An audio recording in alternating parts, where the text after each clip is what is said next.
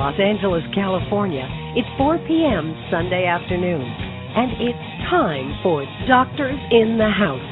Your hosts, Dr. Billi Gordon and Dr. Tim Nevin. A great show about food today. Yes, we do. We have a great show about food.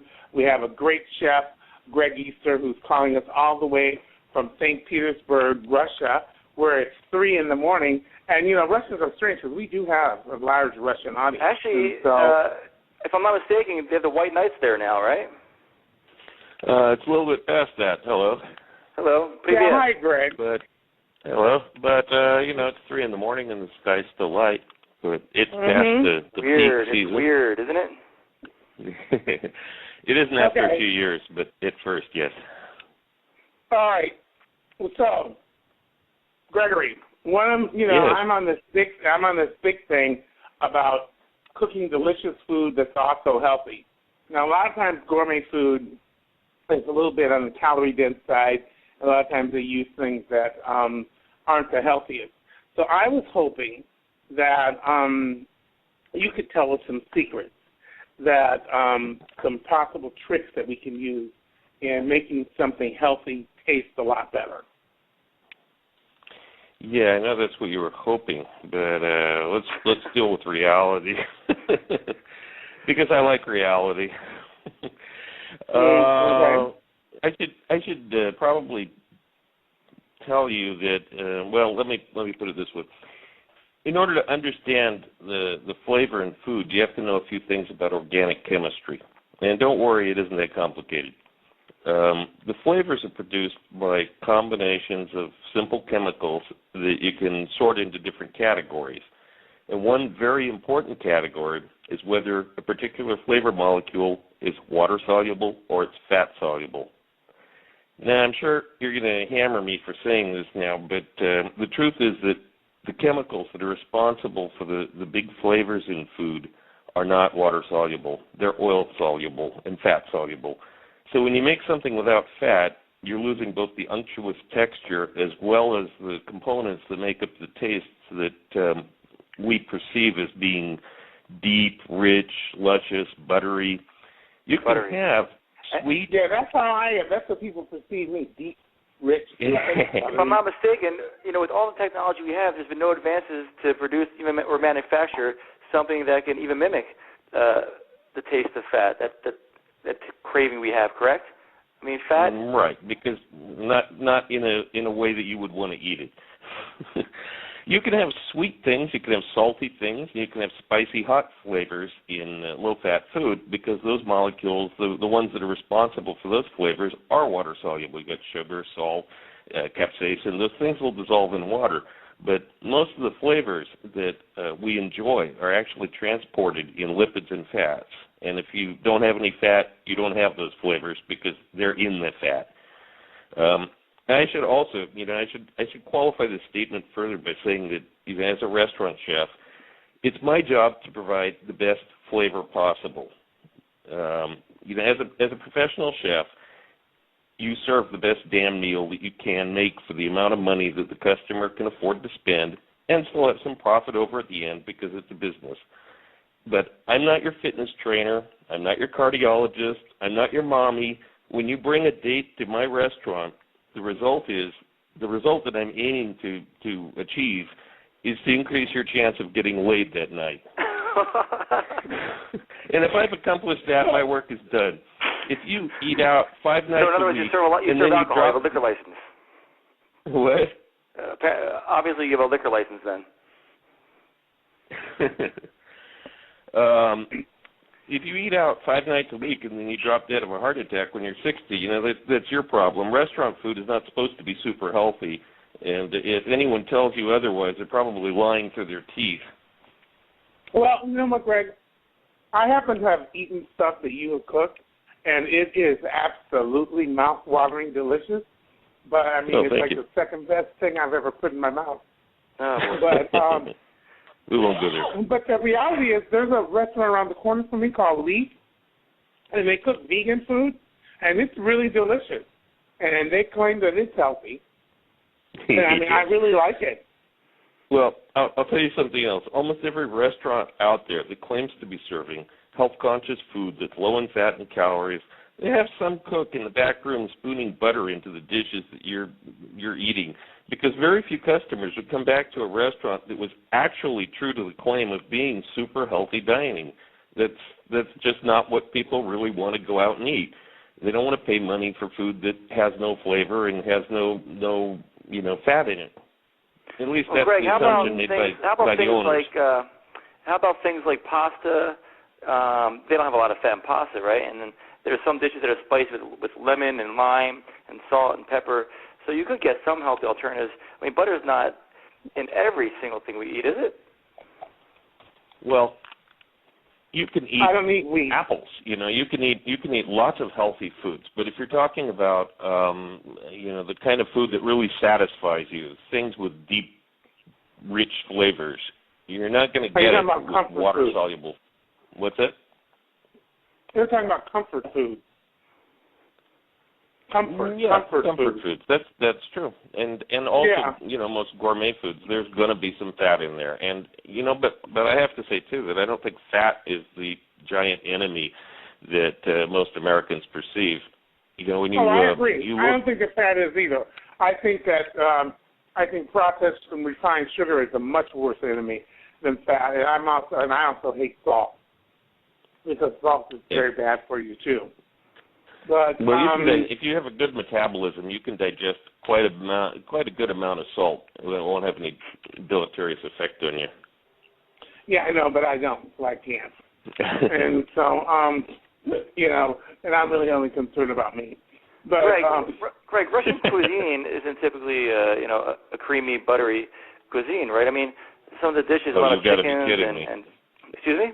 You've got to be kidding me. Russian food is like the most fat-laden food practically. Okay, if you leave out Mexico, with everything's cooked in pork lard. Oh, no, it's just extremely fatty food. Americans would fall over in dead faint if they saw some of the meals that were served. No kidding. I spent literally about 3 weeks there last summer. Americans, and I had borscht every day, and it didn't occur to me that borscht picked one of the things that doesn't have much fat.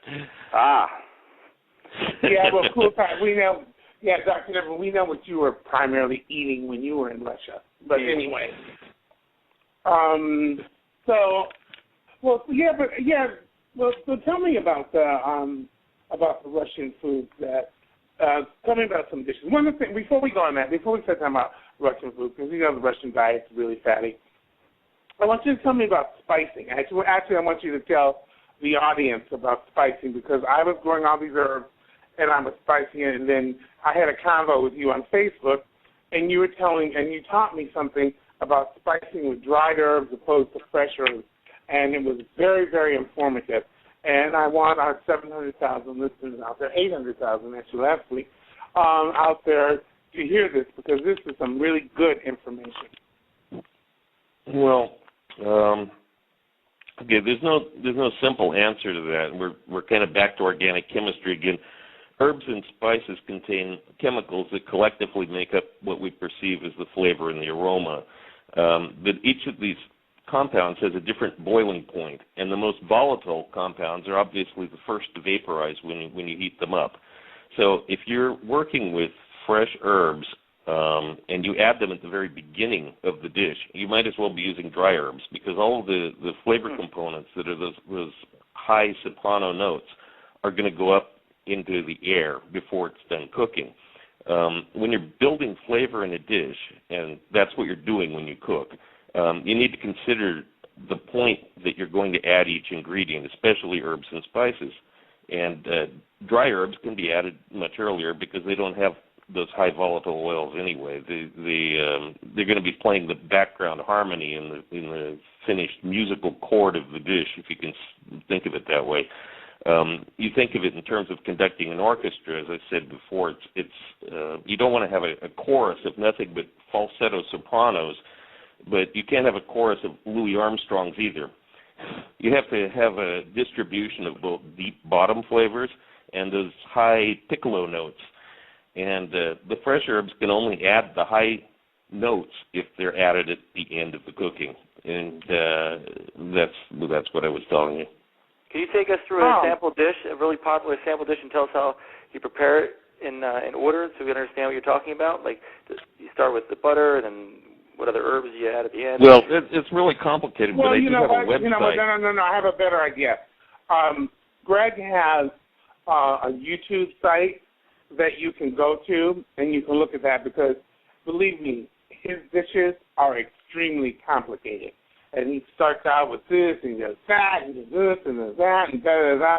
And Russia beats a communist government before it's done again. So, Greg, what's your YouTube site so people can go to that and find that out? It's YouTube/user/ Cooking in Russia, and Cooking in Russia is all one ran together, and it's not case sensitive. You can make it upper lowercase. It doesn't make any difference. It's YouTube/user/ Cooking in Russia. And there's several videos there, and in the process of adding more. What I really did there is I took a few classic dishes for now, things like also buko and chicken cacciatore, things that are often, almost always, made very poorly. They're cut corners, and people don't understand little finer points of what you really need to do in order to make the dish professional and delicious. And, there's a ton of videos on YouTube that are produced by people that should be taking cooking classes instead of trying to give them. And this is what I tried to address to begin with, is pick some of these dishes that are botched continuously and try to provide the professional, correct way of making them. Oh, okay. Well, so one of the problems I think that people have is people don't have a lot of time to prepare a lot of meals. That's your gig. So, you're at work and you're preparing, and you're not supposed to be having fun because you're at work, and so you're doing the meal. But for other people, we come home and it's been a long day, and so then it's time to, cook. And so can you give us some tips that can help us make some really good-tasting food that could also be, time smart? Well, there's really no way to shorten the cooking time of the food itself. It takes a certain amount of time to cook something. The bigger it is, the longer it's going to take to cook. You can make simpler things if that's what you want. If cooking is not your thing, you can make sandwiches and that sort of thing. Now, one thing that you can do is you can prepare portions of a recipe ahead of time, often a day or two ahead of time, and that can give you the illusion of being able to serve an amazing meal effortlessly, because if you have guests, they don't realize that you started way before they arrived. I've served as many as 700 guests in a restaurant that were ordering from a 40-item menu, wow. And I only had 8 cooks. No one waited more than 15 minutes for their food. And you have to think about that for a minute to appreciate that feat. 700 people, you don't know what they're going to choose. You got a 40-item menu, and you only got 8 people to make it. How is it possible? Organization and preparation. Cooks arrive early in the morning to get ready for dinner service. They do everything that can possibly be done ahead of time. You store and you stack containers of sauces and cut vegetables and trimmed meat ahead of time. You pre-season fish fillets. You cook trays of casserole-type dishes that can be portioned out and reheated on demand. And the more you do ahead of time, the smoother the service will be. So really the only thing I could really suggest, is if you come home and you're tired, you don't want to cook, well, okay, fine, do what most Russians do, which is on the weekend, that's their cooking time. They make a giant vat of soup, a giant dish of some kind of cooked pasta, and then as the week progresses, they just dish it out and reheat it.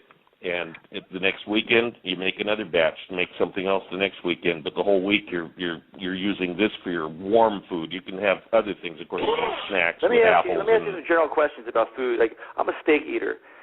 Generally speaking, what is considered the tastiest way to prepare a steak? Raw, medium rare?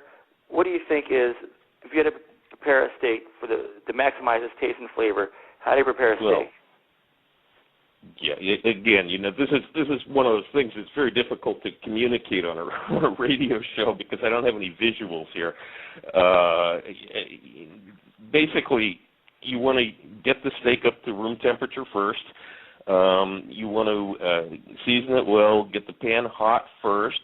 You want to cook it without turning it more than one time. When you turn it, you have some butter melted in the pan. You baste it with the butter. Yeah, I know you're trying to make a low-fat food, but you want the most delicious food. That's part of the secret. In every restaurant that's out there, you have to.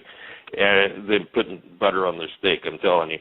And then also you want to rest it well. What's it? I just said people love butter on steak is great. Yeah. Oh, it's fantastic. Yeah. But do you generally prefer it raw in the center, pink, black and blue? Well, again, it's a matter of personal taste, but I can tell you what you do not want to order in a restaurant, which is a steak that's well done. Never, right? This is something that customers don't realize, I think, and they tell you about what happens when you order a steak that's well done. The oldest and often completely spoiled meat is picked up out of the bottom of the pullout, and when the customer orders well done, that's what they're going to get, because the cooks know that you're not going to be able to taste anything but charcoal after it's been nuked. And I say this with all candor. There's also a special loathing among chefs for people who order meat super well done, because it destroys the texture and the flavor. And those kind of customers are perceived as broadcasting, I have no taste and I'll eat garbage as long as you set fire to it with a blowtorch. So cooks will purposely scour the bottom of the coolers and look for the oldest, nastiest piece of meat to satisfy that order with, partly to get rid of that meat because nobody else will eat it, and also partly out of spite for the customer. And a well-done order is, in the kitchen, it's given names like, you'll hear one steak, destroy it, or ruin it, cremate it. Oh, wow.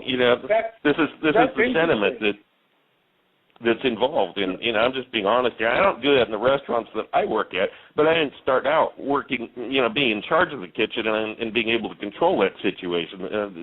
This is not something I would do, but certainly it's done. Well, it's just common practice. Is it insulting if they ask for sauces? I mean, obviously, if they ask for ketchup, that's a bit of a slap to the face. But some of these sauces. No, I think people are. The cooks don't know anything about that because the waiters take care of that stuff. I see. And the kitchen has really no idea. Kitchens aren't very fond of special requests where you're going to say don't put garlic in it. And often, a lot of times, the special request, unless it's an allergy-based thing, will just be ignored, and they'll just assume the customer won't know the difference anyway. They'll say don't put onions in it. Customer has no idea that you've already got 4 gallons of the sauce made up. It's got onions in it. Yeah, no onions. Sure, I'm gonna spend an hour now making another sauce just for you. No, I'm not. You're gonna get this. And if you taste onions in it, oh well. I'll just the waiter will tell you, oh, I don't understand. They didn't put any onions in it. No, wow, that's amazing. So tell us some other things we should know about restaurants. Okay, well, you mean things you don't really want to know about restaurants, I think. Yeah, exactly. Yeah, exactly. Well, I'll tell you this. If you have any concerns at all about a restaurant sanitation or the skill of the kitchen staff, do not order a salad or a cold appetizer, ever. Preparing salads is the task that's given to entry-level cooks, and they're the ones who are the most prone to violations of food safety regulations because they haven't been around long enough to have developed habits that are safe. And they're also the ones that are the most desperate for money because they're paid the least. So they'll show up to work when they have 105-degree fever and they're dripping with sweat and snot because they need that paycheck. And if that isn't enough, and as if that isn't enough, they're also the ones that are most likely to cut themselves because they don't have very much experience and they'll bleed on things. And this is the reality is that people cut themselves in kitchens all the time. And blood is in your food. And, if you're eating a salad or a cold appetizer and it's got blood in it, you might get something. If you're ordering a steak, you don't have much to worry about because it's going to be cooked as, and whatever, the cook might have accidentally breathed on it, but it isn't going to make any difference after it comes out of a pan at 500 degrees. Right. And most restaurants won't set home a sick or injured employee because they don't have an easy replacement, and they need everybody that they've got. But we're talking about restaurants in Russia and St. Petersburg, right? We're not talking about No, I'm talking about the United States. Absolutely everywhere. Okay, now this won't. Obviously, this is, mediocre places. If you're talking about the finest, highest-level restaurants where you're going to pay $200 a plate for food, no, I mean, you don't have to worry about any of that stuff. They're very, very conscientious. And if somebody's sick, they send them home immediately. They've got an army of cooks in there, and one missing isn't going to make any difference. And also, they don't want everybody else getting sick because that's their reputation. But that's not usually where people eat. If that's where you're eating, then you don't have anything to worry about. But mostly people eat at lower level restaurants where this kind of stuff is on. Moo-moo, I love moo-moo. Say if you're eating at the Roxy on Sunset. Oh yeah, you can count on anything's possible in a place like that. There's another thing that customers don't think about is that all the braised and complex baked dishes in a restaurant, they're always reheated. You're not getting anything fresh. Really? And all the sauces are made in advance too. There's just no way to make everything from scratch for a customer. And people don't think about this. They seem to think there's some magic way that a dish that required 4 hours of braising time is going to appear on their plate 10 minutes after they order it. And there's nothing inherently wrong with reheated food if the restaurant you're dining at is doing a steady business and the menu is not too big. But when you get into problems is when you have a place that has almost no customers and a huge menu. What that means is that the items on the menu have been sitting in the refrigerator for days and maybe even weeks before you order them. And at least half the menu items at least half the menu items can be on the verge of being rancid because it's a business in the end, and wasting food is throwing money away. And by the way, this rule also applies to steaks and especially expensive cuts of meat, things that aren't ordered very often. The restaurant has to have it in inventory, and the chef who's responsible for the accounting doesn't want to throw out expensive food just because it's almost spoiled. So when an order for something expensive comes in and all they've got is something that's on the verge of being bad, they're not going to refuse the order. They're going to cook it and try to serve it, even if it's way past its prime. Wow. And this is just because the restaurant's a business, Well, that can't apply to raw fish and sushi, right? Obviously, there's a real health risk to serving. There's a certain amount of health risk, anywhere you go. But what I'm saying is, what you have to keep in mind is look at the menu. How many items are on this menu, and how busy is the restaurant? If the restaurant has 40 items on it, like the place I'm working at, you have 40 items on the menu, but we got 700 people a day coming through, so it doesn't make any difference. Everything's fresh. Everything's made constantly. The oldest thing in the refrigerator is probably 2 days old. But if you're in a restaurant where there's 40 or 50 items on the menu and you look around and you're the only customer, look out. Because everything there is probably on the verge of being rotten. I have a serious question, if I may. You have a serious question? I do. Yeah, right. And Diana Ross has some real breasts.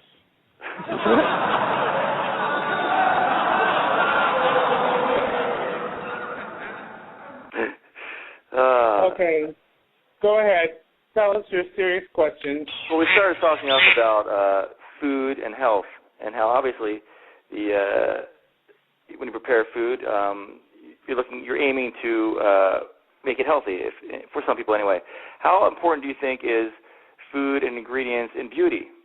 For instance, I personally think that the women in Russia and the Ukraine and Eastern Europe are some of the most beautiful in the world, and I don't know if you agree or not, but how much is related to diet? Is there something magical about borscht that makes these women so beautiful? I agree, but you know why they're that beautiful? And this is something most people don't think about. But they weren't beautiful. You notice if you look at old photos, they weren't beautiful before World War II, were they? What happened during World War II? In Russia, how many hundreds of millions of men were killed? Not only because of the war itself, but Stalin sending them off to die in Gulag. So there was an enormous excess of women to men, and the men would have their pick of the litter. So who are they going to pick? The most beautiful women they could possibly find, because if you're one of the few men that survived the war, you got 100 women to pick from. Who are you going to pick? You're going to pick the good-looking one. So inside of horrible. one or two generations, so we have Darwinian way of breeding we have a whole, beautiful women. We have a whole generation of, especially, I thought it went back to Genghis Khan when he invaded the area, and he chose to impregnate about 10 or 20,000 women. At least that's reported, right, in the history books or so. And he had his selection. Your hero? So there's been some self-selection, I guess, in Eastern Europe and Russia and the Ukraine. That's very fascinating. So it's not borscht. Okay, thank you for cleaning that up. No, I don't think the food makes any difference at all. There's well, I don't know, but I don't think the Russian women are all that. Number one. So let me say that for our American girls. Billy, have you been to Russia? Have you been to here. Moscow and St. Petersburg? I'm telling you, it's absurd. You haven't been here, Billy. That's the thing. That's true. I have not been there. I have absolutely no intention of going to Russia, because ever since I was a little child, I've had this terrible phobia of ending up in a Siberian prison. Those days are long, long over. Americans have funny ideas about Russia. I was surprised how nice they were nothing like the you tourists. imagine. And also, You have a far worse chance of ending up in an American prison than you do in a Russian prison. Particularly with your lifestyle, Billy. He's right. I don't mind in American prison. But I do easy time. Yeah. You're talking about Russian food. There's something that you would not even guess. It's the thing you have to appreciate. It's something really counterintuitive and difficult for Westerners to even wrap their minds around. Is that Russia is a nation with no culinary history. You might wonder how it's possible. How is it humanly possible? How could that be true? And what about the Russian food that I've seen? Every dish that's here came from some other country. It didn't originate here. And there's an actual reason for that. And the reason is something that most Russians today don't even know. They don't even know their own history. It's a nation with amnesia. But for more than 800 sounds like another years, nation I know. Sure, but in terms of food here, they have no idea why it is this way now, especially younger generation. But for more than 800 years before the Soviet Empire, the Russian Orthodox Church was preaching that all bodily pleasures were sinful. And spending time preparing elaborate meals was something that was obsessively condemned by the church. And the church printed a calendar every year that showed you on each day of the year what you could eat. And the choices were very, very simple things, like today you can eat oatmeal. The next day you can eat boiled beets. The next day you can eat mushrooms. And you can't mix different things together in the same pot either, or use any spices, because that would mean you were trying to enjoy your food instead of just taking the nourishment from it the way that God intended, or so they believed. Now, I'm simplifying it, but you get the idea. And eating the wrong food on the wrong day could literally be a death sentence. And that's the way people lived their life for centuries. And when the 1917 revolution happened, it created the Soviet state. The government actually tried to improve food and make happier workers. Believe it or not, you have an odd idea a lot of times about what Soviet Russia was like. They were trying to create this utopian society, but at that point, virtually no Russian knew anything about cooking, because they had 900 years where all they could do is boil mushrooms. And at the same time that France and Italy and other parts of Europe were inventing new dishes and experimenting with spices, they were trading with India and Africa, and the Russians hadn't been allowed to cook anything more adventurous than boiled cabbage. And besides, they had a very limited number of ingredients to work with, naturally, because of the predominantly cold climate that limited what could be grown.